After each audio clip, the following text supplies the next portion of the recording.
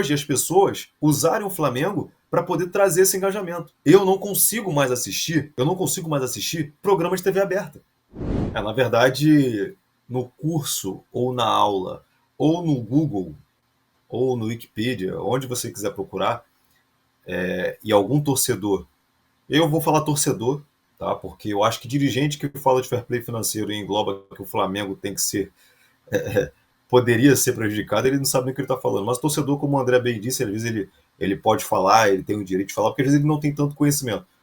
Mas quem quiser entender sobre o que seria o fair play financeiro e como, se algum clube se enquadraria, é só ele olhar para o Flamengo. Só o balanço das vendas e dos gastos com compra de jogadores de direito federativos já mostra que o Flamengo não sofreria nada, pelo contrário. Quem acha que o fair play financeiro iria fazer o Flamengo parar, não sabe o que está falando. Vai fazer o Flamengo ficar mais forte ainda, porque vai diminuir o poder não de compra, mas de contratação de quem não paga. Então, consequentemente, os clubes que ainda... Tem muita gente, Rock, que acha que fair play é teto de gastos. Não é. Isso aí é uma confusão, Isso aí é uma confusão que não adianta, que por mais que você explique, a pessoa continua sem entender. Exatamente. Mas aí eu já acho que às vezes quem não quer entender já é porque, de fato, coloca aqui aquela capa do clubismo total e dane-se o futebol. Não é assim. Eu acho que é o seguinte, eu já venho falando disso há um tempo, sobre essa questão de o Flamengo é beneficiado pela CBF. O Flamengo é um time que hoje, vamos pegar aqui trazer uma coisa que não existe mais, mas do Clube dos 13, mais ou menos, vamos falar assim, é um dos que tem menos prestígio com a CBF. A situação do calendário, ela já era um problema que iria acontecer de uma forma ou de outra. O Flamengo ganhando a Libertadores, o Flamengo teria um problema no Intercontinental. E aí, consequentemente, ou o calendário ia ser estendido até janeiro, para o Flamengo cumprir as rodadas, ou alguma coisa de errado ia acontecer.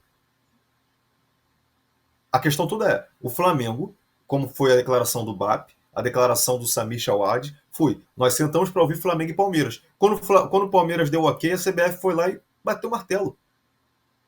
A briga do Flamengo com a CBF hoje tem a ver com o calendário? Tem a ver, mas é propriamente pela falta de prestígio que a CBF dá hoje. Eu não estou falando de favorecimento, eu estou falando de prestígio. O Flamengo hoje é o maior expoente do futebol brasileiro. O Flamengo tem que ser ouvido, sim. A palavra do Flamengo tem que ter peso 2. E repito, não é sobre favorecimento. Se a máquina hoje gira, como o próprio André falou, é porque o Flamengo está nessa máquina. O Flamengo faz essa máquina girar. E hoje, o maior problema que a Globo, como o pessoal diz, e a CBF vê, é o Flamengo hoje estar ganhando rios de dinheiro. A Globo já olha para o Flamengo com um olhar meio torto, porque o Flamengo tem um patrocínio muito maior do que a cota de TV. E a tendência é isso aumentar, porque esse patrocínio vai até 2028. Nós estamos falando de uma cota de TV de 230 milhões, se eu não me engano, não sei se o André sabe exatamente, se alguém sabe.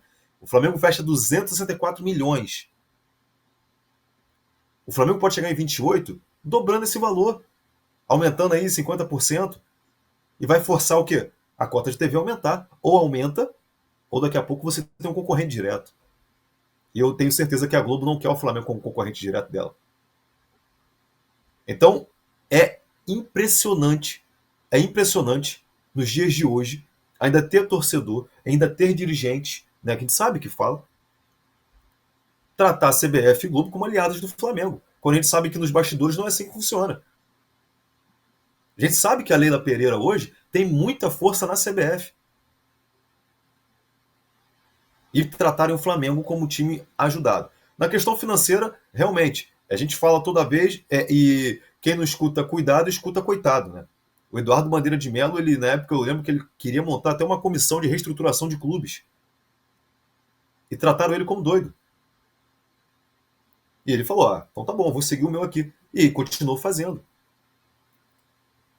Então, assim, André, eu concordo pra caramba com tudo que você falou.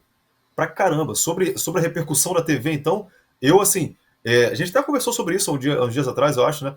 Sobre, hoje, as pessoas usarem o Flamengo para poder trazer esse engajamento.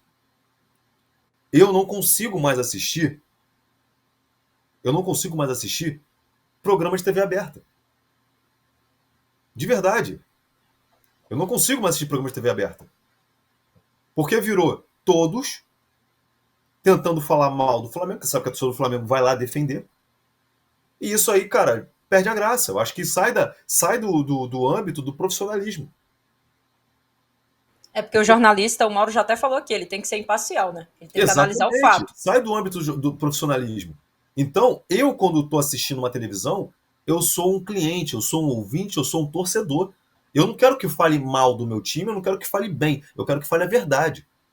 Porque se meu time estiver mal, eu vou querer ouvir a verdade, e se ele estiver bem, eu quero ouvir a verdade. Eu não quero ouvir uma narrativa. E hoje, o que se vende na imprensa brasileira são narrativas de que o Flamengo é o patinho feio, que o Flamengo é a ovelha negra. Ora, será que hoje eu tenho que ser o errado para poder ser certo? Será que o Flamengo hoje é o único time errado no Brasil? Para poder ser tratado com essa narrativa de patinho feio? Então, eu tenho pena, às vezes, até de certos comentários que são proferidos por alguns profissionais que estão na TV aberta, que eu acredito que tenham muito gabarito para estar onde estão, e preferem usar da lacração, não digo lacração, outra palavra, do engajamento a todo custo, para poder se manter naquele hype. Então, às vezes, eu acho que o Flamengo se torna hoje o inimigo público em determinados momentos. Porque se não tiver o Flamengo, esses caras vão sucumbir. E se tiver o Flamengo, eles vão ter que se render ao Flamengo. Esse é o meu ponto. Chegou o maior clube de vantagens do YouTube. Clube de vantagens da S1 Live. Por apenas R$ 9,90 por mês, você entra pro nosso time e começa a concorrer toda segunda-feira uma camisa oficial de sua escolha. E tem mais, toda semana rola o bolão da rodada e o vencedor leva R$500 no Pix. Isso mesmo, até R$2.000 por mês em prêmios só no bolão. E não para por aí. Os 10 primeiros colocados do bolão também ganham prêmios incríveis toda semana. São muitas vantagens. Assinantes do Clube de Vantagens não pagam mais superchat nas lives. Você pode aparecer ao vivo nos nossos programas. É isso mesmo, você que é assinante também poderá enviar perguntas em vídeos pelo nosso app. Conheça Rewards, o plano de recompensa do nosso Clube de Vantagens.